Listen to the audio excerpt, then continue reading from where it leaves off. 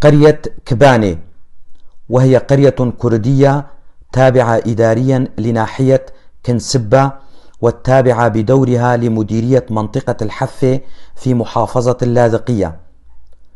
عدد البيوت أكثر من 1000 بيت، وعدد سكانها يتراوح بين 7 إلى 9 آلاف نسمة.